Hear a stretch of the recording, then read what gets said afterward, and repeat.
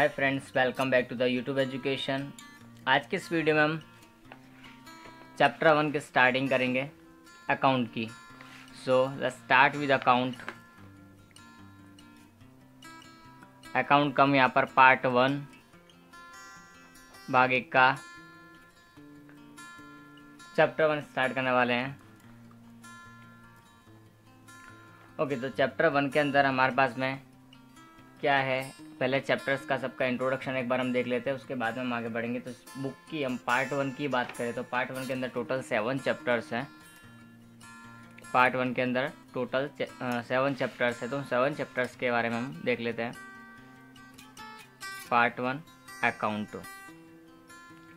तो first chapter हमारा इसके अंदर होगा साझेदारी यानी कि पार्टनरशिप। तो पार्टनरशिप जो चैप्टर है हमारा वो कितने मार्क का है, 1 + 3 4 मार्क, यानी 3 मार्क का एक क्वेश्चन आएगा सेक्शन सी के अंदर और 1 मार्क का एक MCQ हमारे पास में इस चैप्टर में से आता है। तो उसके बेस पर इसकी प्रिपरेशन हमको करनी है। उसके जितने ही सम हमको करने हैं, एक्स्ट्रा सम हमको करने की ज़रूरत नहीं है। ओके, तो नेक्स्ट हम बात करते हैं चैप्टर 2 की। तो चैप्टर 2 के अंदर हमको दिए हुए हैं फाइनल अकाउंट यानी कि वार्षिक हिसाब साझेदारी पेढ़ी के। तो वार्षिक हिसाब है, इस चैप्टर में से हमारे 11 मार्क का एक ही सवाल आता है। Final account is that final account कितने मार्क्स का आता है, ये 11 मार्क्स का। उसके बाद में हमारे पास चैप्टर 3 को हम देखते हैं, तो वहाँ पर दिया हुआ हमको ख्याति का मूल्यांकन, यानी ख्याति का हमारा एक चैप्टर है यहाँ पर, वैल्यूएशन ऑफ गुडविल। तो गुडविल का चैप्टर हमको यहाँ पढ़ना पड़ेगा। तो गुडविल की कौन कौन सी मेथड्स है, क्या है, बेसिक कंसेप्ट है गुडविल के हमारे, वो हम यहाँ पर पढ़ेंगे। तो कितने मार्क्स का चैप्टर होगा ये, 1 + 1 + 4 टोटल 6 मार्क्स का ये चैप्टर हमारा, टोटल 6 मार्क का चैप्टर आएगा। कौन सा, ख्याति यानी कि गुडविल हमारा चैप्टर है वो। MCQ 1 मार्क का, 1 मार्क का सेक्शन बी में और 4 मार्क का एक सम आता है। कोई भी 4 मेथड में से 4 मेथड दी हुई है बेसिक कंसेप्ट में। अब बात करते हैं हम 4th चैप्टर की। 4th चैप्टर में आएगा हमारा रिकन्स्ट्रक्शन यानी कि साझेदारी पेढ़ी का पुनर्गठन। पुनर्गठन हमारा चैप्टर होता है, तो उसके अंदर रिकन्स्ट्रक्शन वो चैप्टर हमारा कितने मार्क्स का होगा, 5 मार्क्स का होगा। 1 + 4 यानी 5 मार्क्स का। 1 मार्क का एक क्वेश्चन MCQ और 4 मार्क का एक और क्वेश्चन होगा। नेक्स्ट हमारा रहेगा चैप्टर 5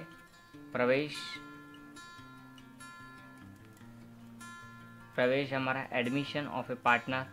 तो एडमिशन चैप्टर है हमारा, वो कितने मार्क्स का रहेगा, 1 + 8 इट मीन्स 9 मार्क्स। 1 + 8 मार्क का एक क्वेश्चन होगा और 1 मार्क का एक क्वेश्चन होगा। इट मीन्स 2 क्वेश्चन चैप्टर में से पूछे जाएंगे और टोटल मिलाकर 9 मार्क्स का चैप्टर है। आफ्टर देन चैप्टर 9 की बात करते हैं, वो हमारा निवृत्ति है यानी कि retirement of A partner, retirement और डेथ। निवृत्ति है तो मृत्यु।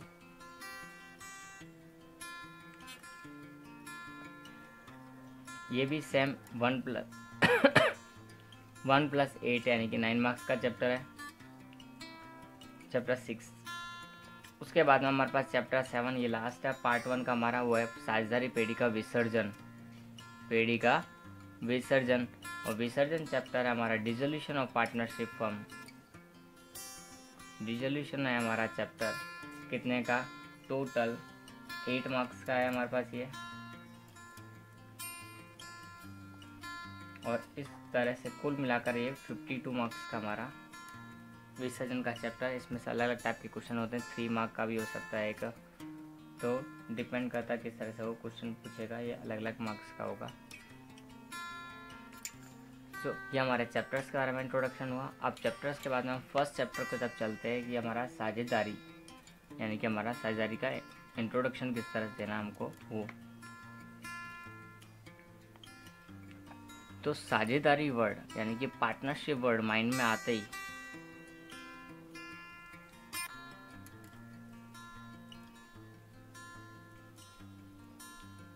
हमारे माइंड में पार्टनरशिप वर्ड जैसे आता है तो शब्द होता है कि साझेदारी यानी कि हमारा क्या, तो इसकी व्याख्या हम दें तो हमारे इसकी व्याख्या है कि जब दो या दो से अधिक व्यक्ति मिलकर कोई धंधा चलाने के लिए तथा उसका लाभ बांटने के लिए परस्पर सहमत हुए तो इस प्रकार के जो लोगों का संगठन होता है उसको हम क्या बोलते हैं, साझेदारी। तो इसकी हम डेफिनेशन यहाँ पे लिखेंगे। साझेदारी का अर्थ, मीनिंग क्या है इसका, तो वो भी हम यहाँ पर देख लेते हैं कि साझेदारी अर्थात क्या। सबसे पहला क्वेश्चन हमारा यही दिमाग में आता है। साझेदारी का एक चैप्टर दिया है तो साझेदारी यानी कि पार्टनरशिप यानी होता क्या है, तो यहाँ देखते हैं। साझेदारी की व्याख्या भारतीय साझेदारी अधिनियम, भारतीय साझेदारी कानून 1932 में जो बना था उसके अनुसार दी गई है। तो ये व्याख्या है वो किसके हिसाब से, ध्यान रखना हमको, भारतीय साझेदारी अधिनियम, भारतीय साझेदारी अधिनियम 1932 के अनुसार इसकी व्याख्या दी हुई है। और उसमें भी कौन सी कलम है, ये कलम 4, कौन सी है, सेक्शन 4 के अंदर इसको व्याख्या को दिया गया है, कलम 4 के अनुसार। अब साझेदारी है क्या, तो साझेदारी ऐसे व्यक्तियों के बीच का संबंध है। साझेदारी ऐसे व्यक्तियों के बीच का संबंध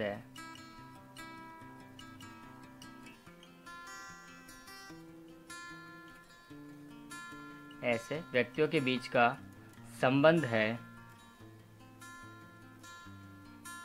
जो सभी के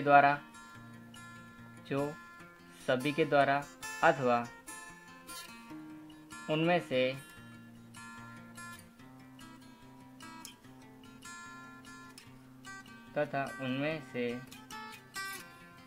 किसी एक के द्वारा चलाए जाने वाले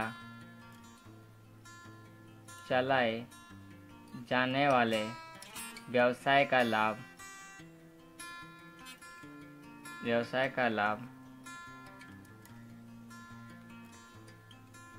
बांटने के लिए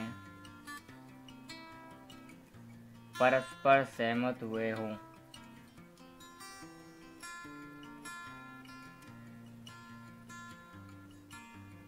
यह हमारी व्याख्या है कानून के अनुसार। ओके, तो यहाँ हमारी व्याख्या इसकी पूरी होती है कि साझेदारी अर्थात होता क्या है। तो साझेदारी ऐसे व्यक्तियों के बीच का संबंध है जो सभी के द्वारा या उनमें से किसी एक के द्वारा चलाए जाने वाले व्यवसाय का लाभ बांटने के लिए परस्पर सहमत हुए हों। तो ये हमारी व्याख्या हो गई। व्याख्या में ध्यान रखना है हमको कौन कौन सी चीज़ें हैं। दूसरी तरह से हमने बताया था इसके अंदर की क्या होना चाहिए, साझेदारी अगर हमको करनी है तो क्या ज़रूरी है, हम उसको एक देखते हैं। तो साझेदारी के लिए क्या चाहिए, व्यक्ति एक नहीं, एक से अधिक व्यक्ति की हमको ज़रूरत पड़ेगी। एक से काम नहीं चलेगा, एक से अधिक 2 भी हो सकते हैं, एक से अधिक 3 भी हो सकते हैं, लेकिन एक से अधिक व्यक्ति कोई एक निश्चित व्यवसाय को चलाने के लिए और उसका जो लाभ होता है उसको बांटने के लिए सहमत हुए होते हैं, तो उसको हम क्या बोलेंगे, साझेदारी बोलेंगे। ये हमको माइंड में कंसेप्ट क्लियर रखना है कि साझेदारी होता क्या है। जब कोई 2 या 2 से अधिक व्यक्ति कोई व्यवसाय का लाभ बांटने के लिए परस्पर सहमत हुए हों तो उसको हम क्या बोलेंगे, साझेदारी। ओके, अब साझेदारी के अंदर अब साझेदार क्या होता है, तो इसमें जुड़ने वाला प्रत्येक व्यक्ति है। जो व्यक्ति साझेदारी में जुड़ता है ऐसे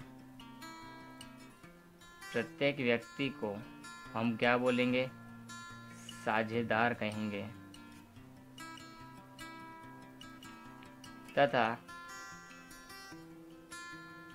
वे साझेदार या व्यक्ति जिस व्यवसाय को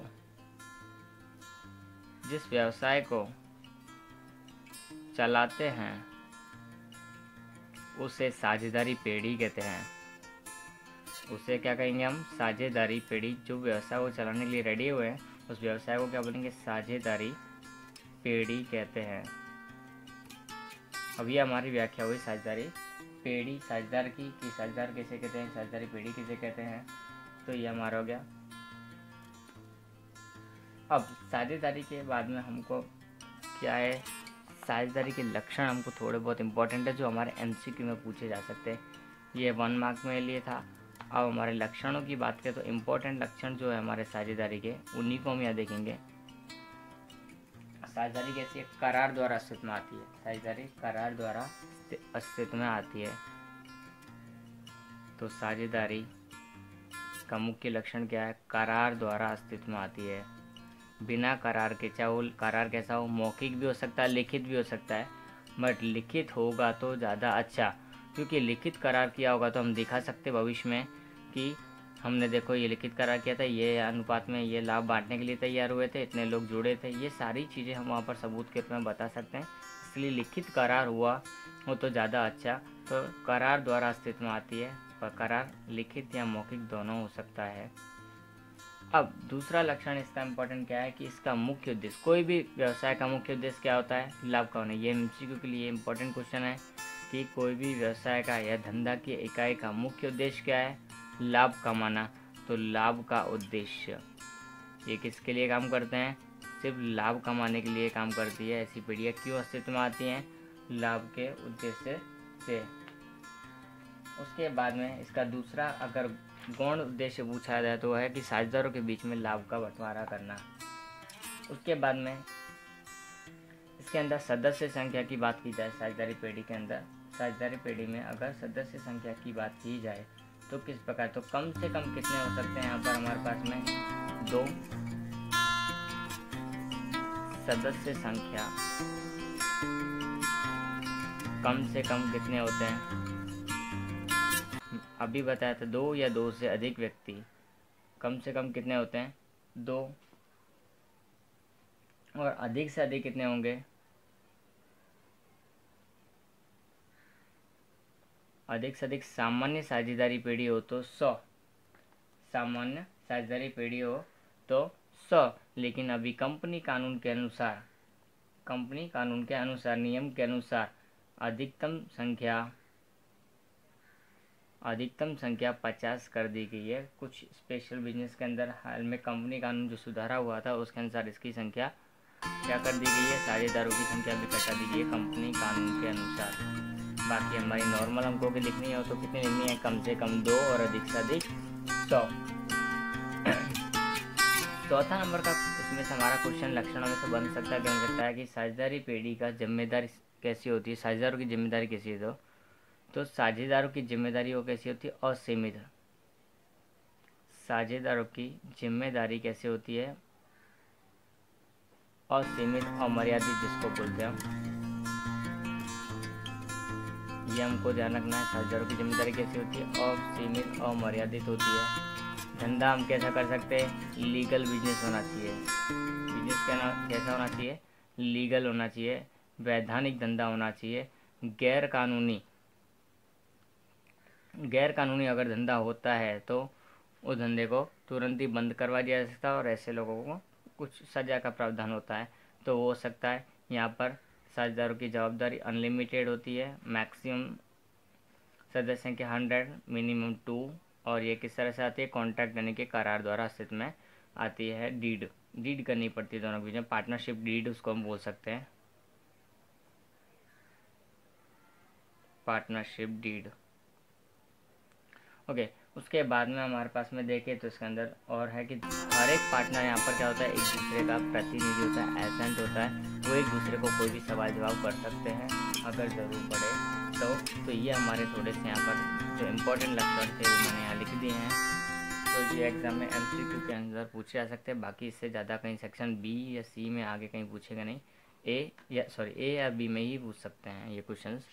आगे चलते हैं हम इसी के अंदर। अब तो साझेदारी करार आता है हमारा, क्या आता है, साझेदारी करार। तो साझेदारी करार पत्र का एक क्वेश्चन हमारे पास में आता है माइंड में।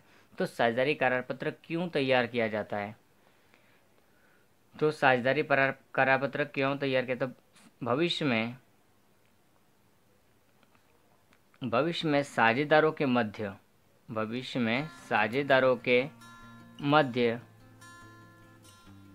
कोई विवाद उपस्थित ना हो, कोई विवाद उपस्थित ना हो,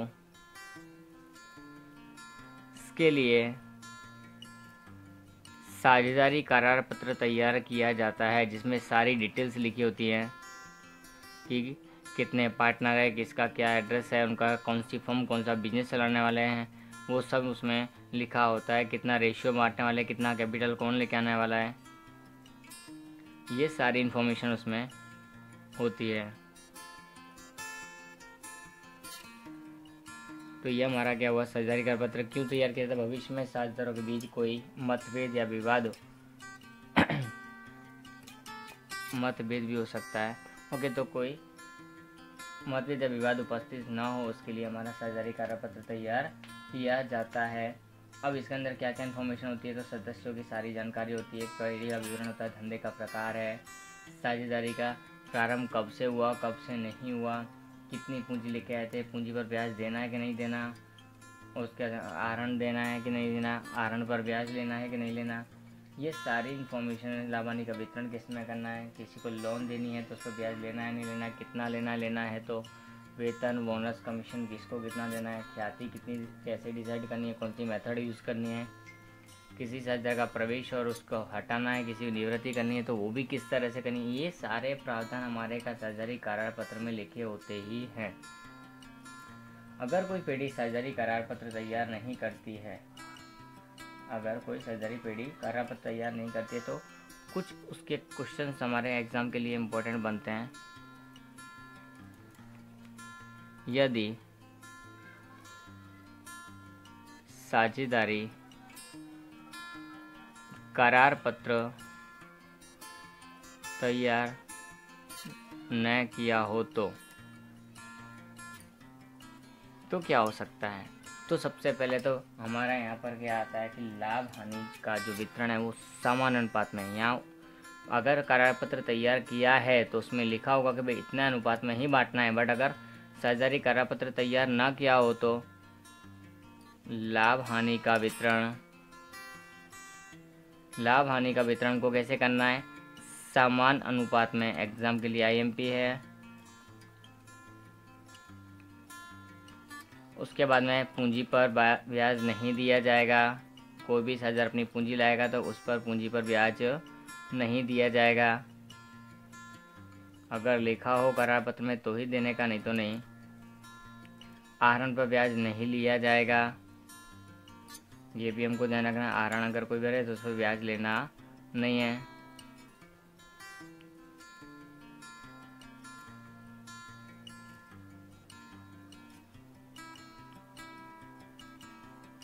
उसके बाद में और क्या इन्फॉर्मेशन होती है कि अगर कोई इस पेढ़ी ने साझेदार को लोन दी है, साझेदार ने पेढ़ी को लोन दी हो तो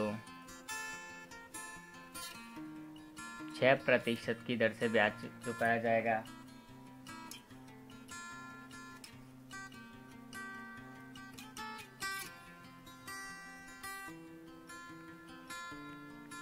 तो ये भी हमको यहाँ पर ध्यान रखना है कि लोन अगर ली है तो ब्याज चुकाना पड़ेगा। तो ये 3-4 इन्फॉर्मेशन हमको खास जाननी है। हमारा सबसे पहला लाभानी वितरण, पूंजी पर ब्याज है, और साझेदारी पूंजी पर ब्याज और लोन पर ब्याज है तो कितना प्रतिशत, तो 6%। जब करार पत्र ना तैयार किया हो तभी ये हमको ध्यान रखना है, बाकी इसकी ज़रूरत पड़ती नहीं है। अब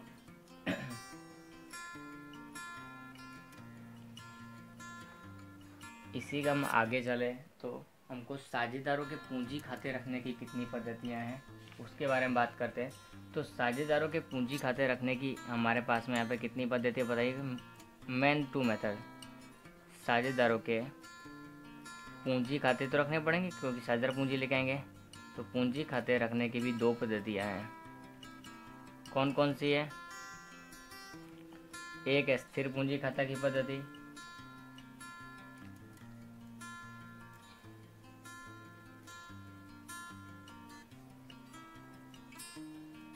और दूसरी है हमारी अस्थिर पूंजी खाता की पद्धति।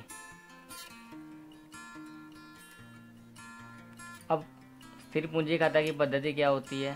स्थिर पूंजी खाता की पद्धति में क्या होता है, पूंजी के लिए स्पेशल खाता बनाया जाता है जिसमें सिर्फ पूंजी ही लिखी जाती है और कोई एंट्री उसके अंदर पास की जाती नहीं है, और बाकी सब व्यवहारों के लिए एक चालू खाता अलग से तैयार किया जाता है। तो स्थिर पूंजी खाता की जो पद्धति है उसके अंदर दो खाते बनते हैं हमारे पास में। कौन कौन से? एक पूंजी खाता जिसमें सिर्फ पूंजी के ही व्यवहार लिखे जाएंगे, और दूसरा हमारा होता है चालू खाता जिसमें अन्य सभी व्यवहार जो हमारे साझेदार से रिलेटेड हैं वो सब साझेदार के चालू खाते में लिखे जाएंगे। और स्थिर पूंजी खाता की पद्धति में एक ही खाता बनता है, पूंजी खाता, उसी में सब व्यवहार लिखे जाते हैं, चाहे वो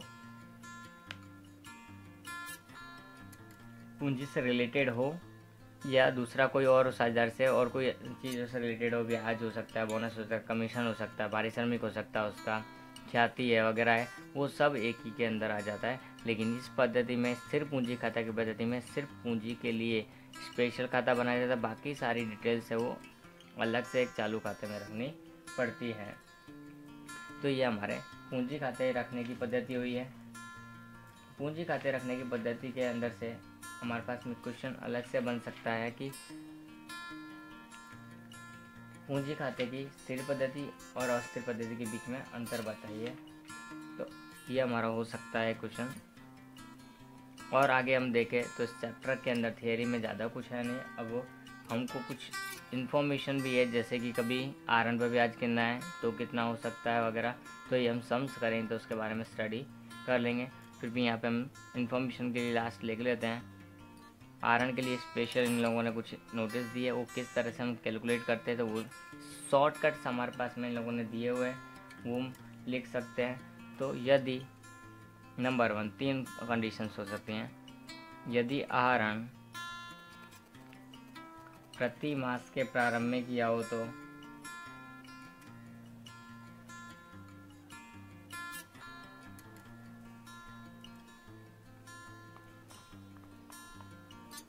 वहाँ पर कितना होगा, 78/12। दूसरा, आहरण प्रति मास के प्रारंभ मध्य में किया हो तो, यानी 15 या 16 तारीख को, तो वहाँ पे क्या होगा, 72/12। क्या हो जाएगा, 72/12। और थर्ड नंबर हमारे पास, यदि आहरण प्रति मास के अंत में किया हो तो वहाँ पर 66/12। सबके बीच में 6 का गैप है।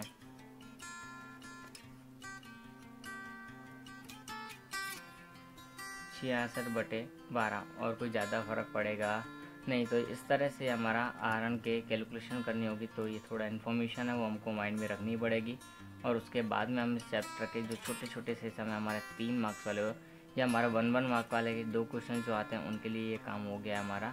और भी 1-2 क्वेश्चन जो बाकी रह गए वो बुक्स में हैं, वो हम वहाँ से देख सकते हैं। बाकी मोस्ट ऑफ द क्वेश्चन यहाँ कवर करने की कोशिश हमने की है।